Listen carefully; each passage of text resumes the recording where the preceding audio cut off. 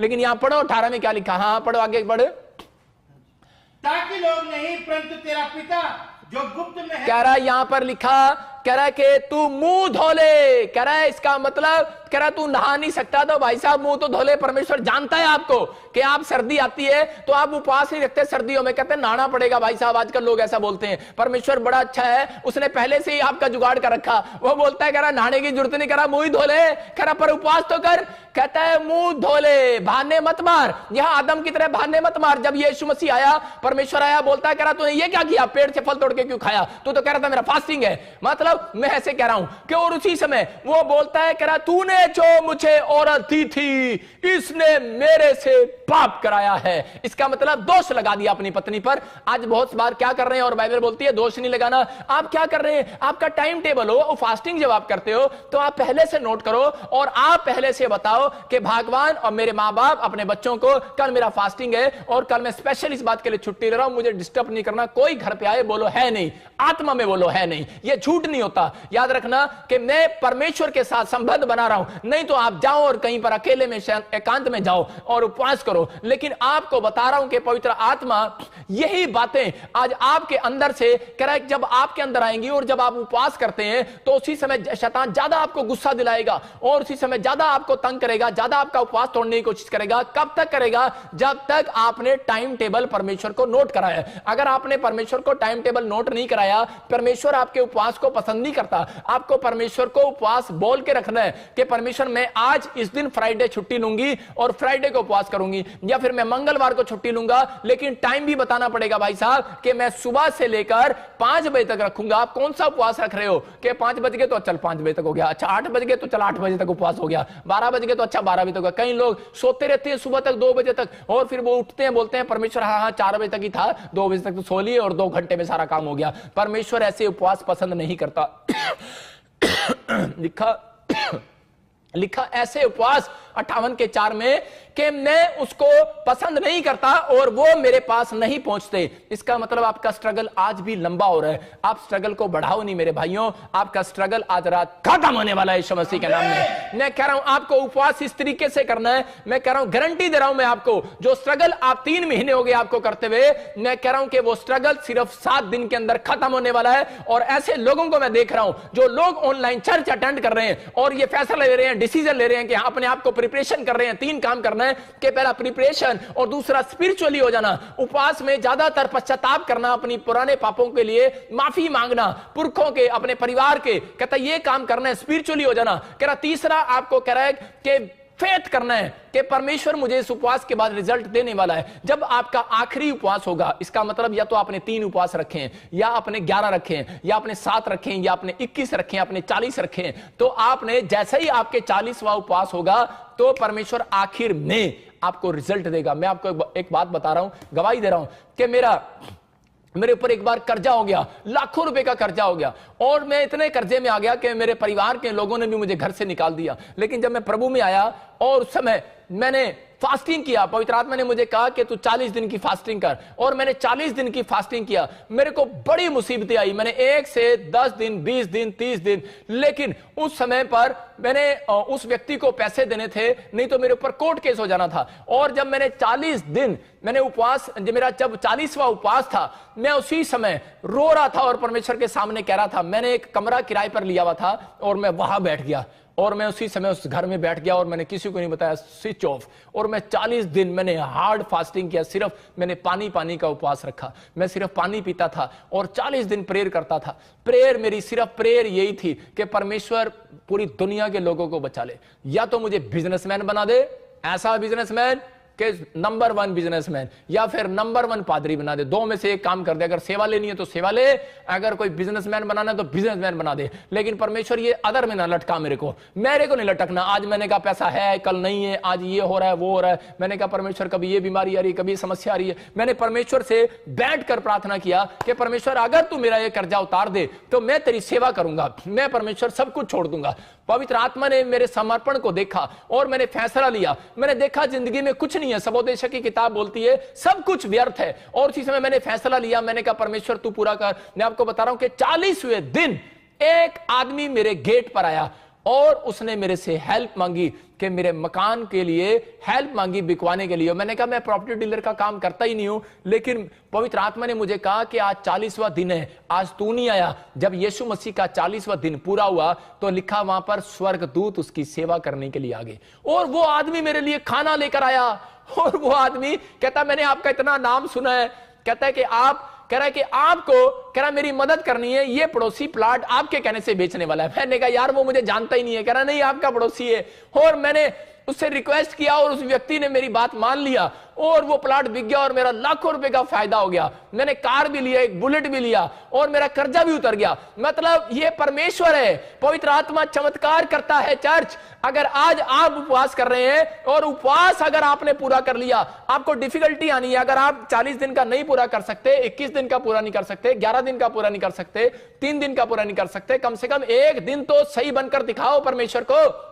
एक दिन तो आप उपवास करो। कहता है कि आपका उपवास, कहता है ये नहीं कि आप दूसरों से काम कराओ, घुसे मारो, एक दूसरे की बुराई करो। कहता है इसलिए बाइबल बोलती है, कह रहा तेरी जीभ में, कहता है सब कुछ रखा है, इसलिए लिखा, कह रहा अगर तू अच्छे दिन देखना चाहता है, अगर तू अपने घर का मकान बना हुआ देखना चाहता है, अगर तू जॉब देखना चाहता है, अगर तू तरक्की देखना चाहता है, प्रमोशन देखना चाहता है, कह रहा परमेश्वर से बातें करना चाहता है, कह रहा कि अपनी जुबान को एक टेस्ट के करने से रोके रहे। कह रहा स्वादिष्ट व्यंजनों का टेस्ट करने से रोके रहे। दानियल ने कहा परमेश्वर मैं कोई स्वादिष्ट व्यंजन नहीं खाऊंगा, और परमेश्वर ने उसको कहा ठीक है आप भी ऐसा कर सकते हैं। परमेश्वर मैं मिठाई, कोई चिकन, कोई मीठी चीज मैं नहीं खाऊंगा, मैं सिर्फ नमकीन चीज खाऊंगा, खिचड़ी खाऊंगा।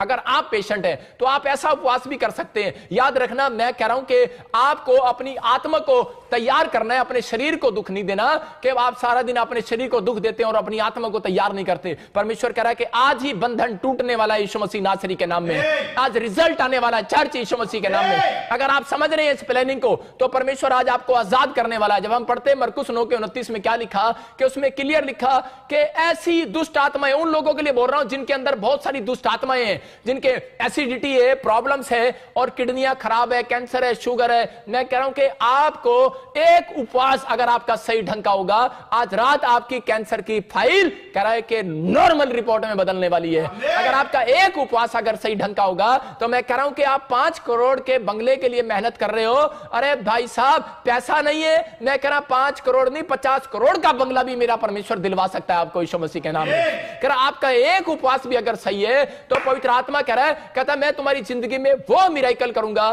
कहता है कि तुम बदल जाओगे, आशीष आ जाएंगी यीशु मसीह के नाम में। कहता है कि परमेश्वर उपवास करने वालों से मिलने आता है। दानियल से मिलने आया और दानियल ने कहा कि मैं स्वादिष्ट व्यंजन नहीं खाऊंगा। उसका टाइम टेबल था, आज चार्ट बनाओ, अपनी पत्नियों को, अपने परिवार को बताओ कि मेरा ये चार्ट है, इस टाइम टेबल पर मैं खाऊंगा और मैं ये करूंगा। परमेश्वर पसंद करता है ऐसे उपवासों को। और आपके आज से स्ट्रगल खत्म होने वाला है। अगर आज ज्यादा दुष्ट आत्मा प्रॉब्लम तंग कर रही है, ज्यादा कर्जा हो गया है, नहीं उतर रहा, मैं कह रहा हूं कुछ करने की जरूरत नहीं है। कुछ लोग अपने सिर को फोड़ते हैं, निराश होते हैं, सुसाइड करते हैं, कुछ नहीं करना, या पादरियों के कान खाते हैं, कुछ नहीं करना भाई साहब। आपको सिर्फ एक काम करना है, आपको इस वचन को पढ़ना है। पढ़े मरकुस 9:29। हाँ, उसने उनसे कहा हाँ। ये जाति बिना प्रार्थना किसी और उपाय से नहीं निकल सकती। कह रहा है ये जाति किसी और उपाय से नहीं निकल सकती। आज आपको उपाय देकर जा रहा हूं। अगर आप क्रिश्चियन नहीं है, आप प्रभु को नहीं जानते, चाहे आप किसी भी धर्म से बिलोंग करते हो, लेकिन परमेश्वर का आत्मा आज आपको उपाय दे रहा है। अगर आपके ऊपर कर्जा हो गया है, अगर आपके ऊपर,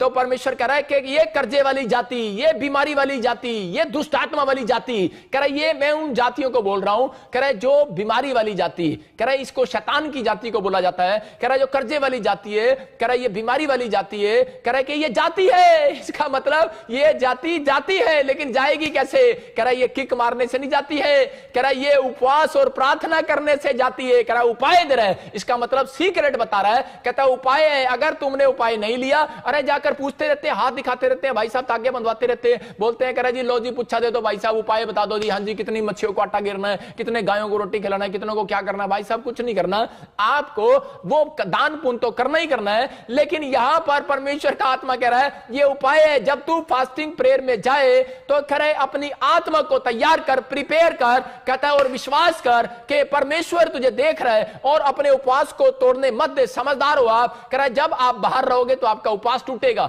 इसलिए आप एक कमरे में, कोठड़ी में जा। यीशु मसीह बोलता है वो कोठड़ी में गया और कह रहा है कि गुप्त करे में परमेश्वर तुझे देखता है और गुप्त का तेरा प्रतिफल आज रात मिलने वाला है तुझे यीशु मसीह के नाम में। अगर आप मुझे पाकिस्तान से, आसाम से, नेपाल से, पंजाब से, हरियाणा से, चंडीगढ़ से, छत्तीसगढ़, कह रहा है कि उड़ीसा से, अगर ऑस्ट्रेलिया, अमेरिका, न्यूजीलैंड, यूरोप से, आप सिंगापुर, मलेशिया, थाईलैंड से देख रहे हो, तो मैं उन लोगों के लिए भविष्यवाणी कर रहा हूं, आपका स्ट्रगल 7 दिन के अंदर खत्म हो रहा है यीशु मसीह के नाम में, खत्म हो रहा है। ये मेरा आशीर्वाद है, 7 दिन के अंदर खत्म हो रहा है। जिन लोगों ने ये फैसला ले लिया है, मैं कह रहा हूं कि परमेश्वर खत्म करता है, लेकिन बहुत लोगों को नहीं पता। हम प्रेरितों के 12 का 5 पढ़ते, वहां पर क्या था, प्रेरितों के 12 के 5 में जब हम देखते हैं एक जगह पर, वहां पर बहुत सारे करे विश्वासी उपवास कर रहे थे, और उपवास करते करते वो क्या कर रहे थे, उपवास, पतरस जब जेल के अंदर था तो उसी समय उन्होंने, कलीसिया ने लो लगाकर उपवास प्रार्थनाएं किया, और उसके 5 मिनट के बाद ही जैसे ही उन्होंने स्टार्ट किया, एक औरत आई और बोलती चलो चलो मेरे घर पे चलो, उसका नाम मरियम, और वो बोलती है चलो मेरे घर पे चलो,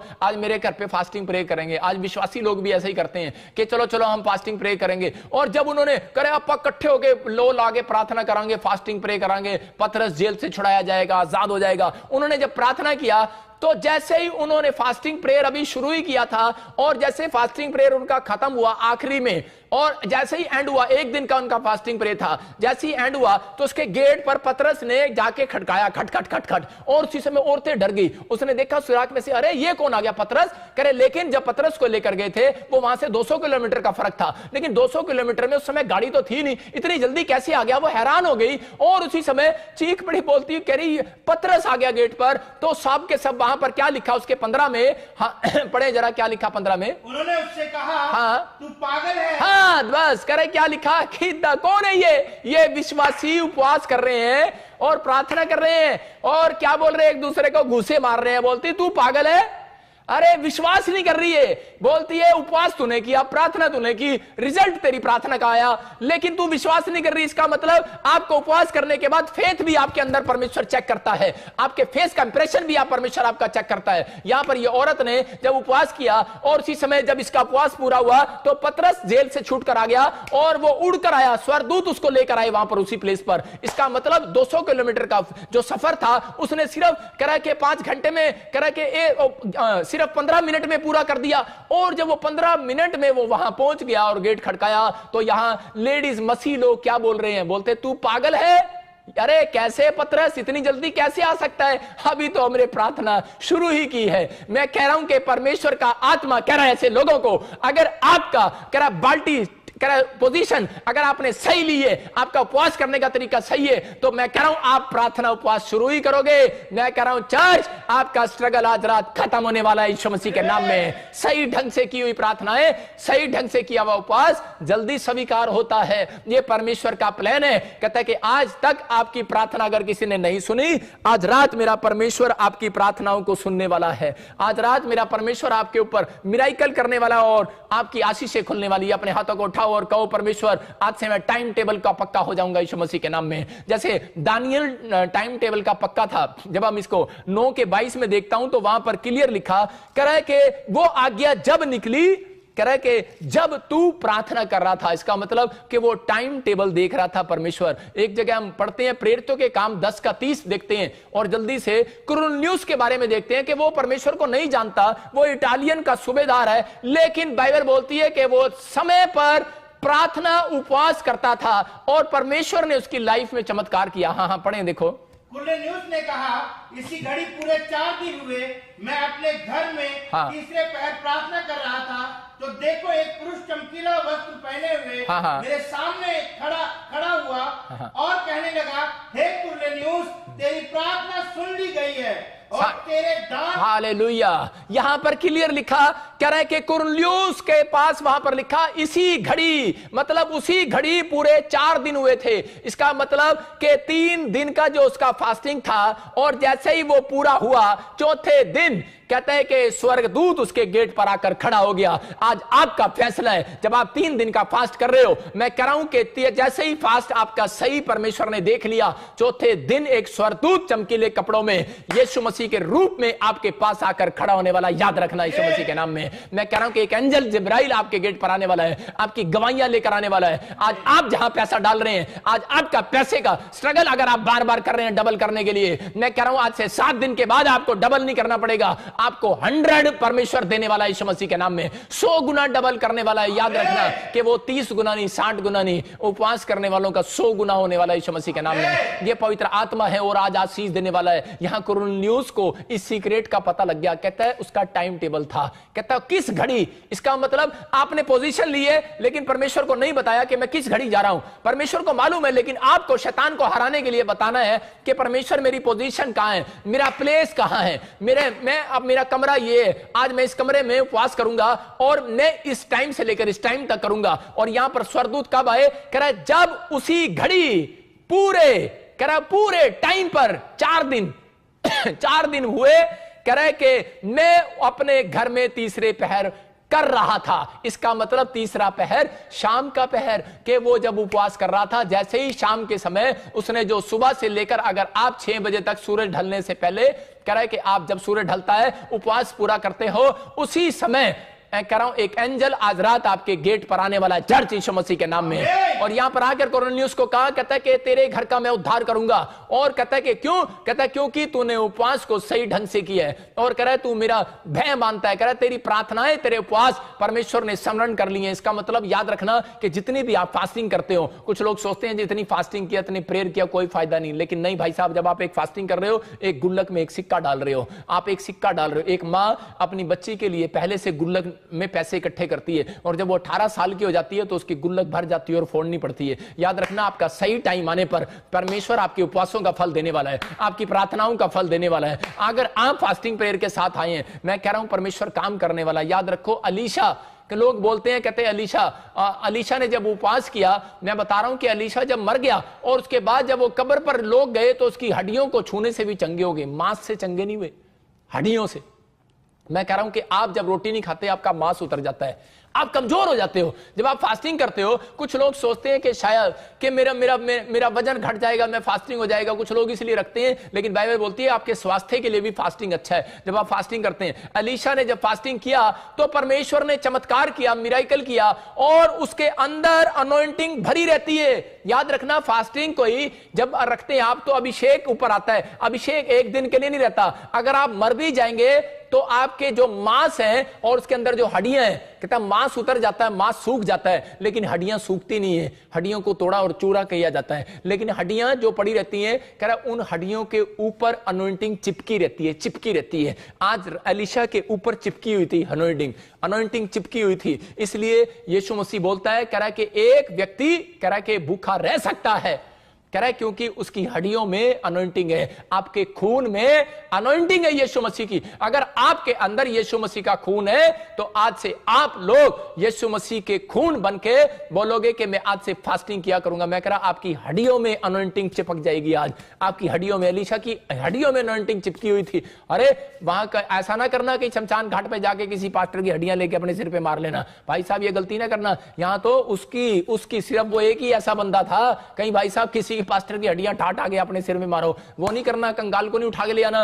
मैं कह रहा हूं कि वो हड्डियां, सिर्फ वो हड्डियां परमेश्वर देख रहा है जो फास्टिंग प्रेयर करती हैं। आपकी हड्डियां मजबूत हो जाएंगी। यीशु मसीह फास्टिंग प्रेयर करता था, इसलिए लिखा उसकी एक भी हड्डी टूटने ना पाई। मैं कह रहा हूं अगर आज आप परमेश्वर के सामने सही उपवास करते हैं, अगर आप परमेश्वर को कह रहे हैं परमेश्वर मैं उपवास करता हूं, तो बाइबल बोलती है तेरी एक भी हड्डी टूटने ना पाएगी। तेरे एक भी बिजनेस को कोई शैतान छूने ना पाएगा। कह रहा अगर आप उपवास करते हैं, कह रहा एक भी तेरा काम फ्लॉप होने ना पाएगा। कह रहा जितना काम तू करेगा, जितनी मेहनत करेगा, कह रहा आज से उतना ही करा के 100 गुना फल दिया करूंगा यीशु मसीह के नाम में।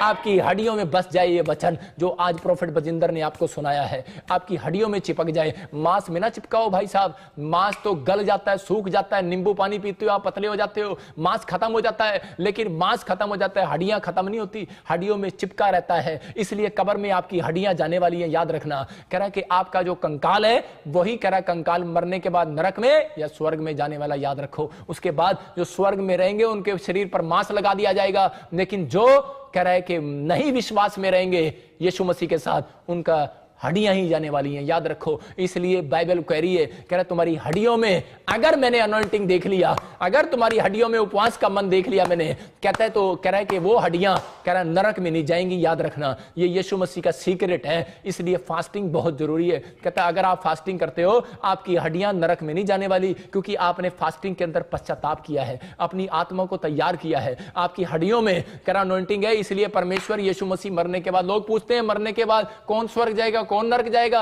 भाई साहब अगर फास्टिंग करते हो, फास्टिंग करने वाला बंदा इस ढंग से अगर फास्टिंग करता है, उसकी हड्डियों पे अनॉइंटिंग देख लेगा यीशु मसीह, और उसकी हड्डियां नरक में नहीं जाने वाली, उस ऊपर जाने वाली और उस पर मांस लगने वाला और वो स्वर्ग में जाने वाला है। आपको फिर से एक जीवन मिलने वाला है। इसलिए यीशु मसीह की वो एक भी हड्डी ना तोड़ पाए। क्रूस पर कितना मारा, मांस खत्म किया उन्होंने, देखो मांस खत्म किया, खून निकाला, सब कुछ किया उन्होंने, पानी किया, सब कुछ किया, लेकिन एक भी हड्डी नहीं तोड़ पाए। क्यों? क्योंकि हड्डियों में उसकी 40 दिन की अनॉइंटिंग थी। अगर आपको बता रहा हूं कि मूसा 40 दिन का उपवास करके आया ऊपर, लेकिन परमेश्वर को पसंद नहीं आया। परमेश्वर ने कहा मूसा फिर ऊपर वापिस आ, और दोबारा 40 दिन का उपवास करने के लिए गया। अरे भाई साहब बेहोश हो जाता, 80 उपवास कौन रख लेगा। अरे दोबारा फिर ऊपर बुला लिया परमेश्वर ने उसको। हो सकता है कि परमेश्वर आपको बुला रहा हो और कह रहा हो कि परमेश्वर कह रहा है आज तक 15 साल में तूने जो उपवास किए खत्म कर, उनको मुझे पसंद नहीं आए, लेकिन अगर आज तो ये उपवास एक दिन का भी रख लेगा। पवित्र आत्मा कह रहा है 40 दिन का उपवास अगर नहीं रखा जा रहा, लेकिन एक दिन ऐसा 40 दिन की तरह उपवास रख लो कि एक रोजा ऐसा रख लो कि जो परमेश्वर को पसंद हो। अगर आज आपने अपनी आत्मा को तैयार कर लिया इस वचन के बाद,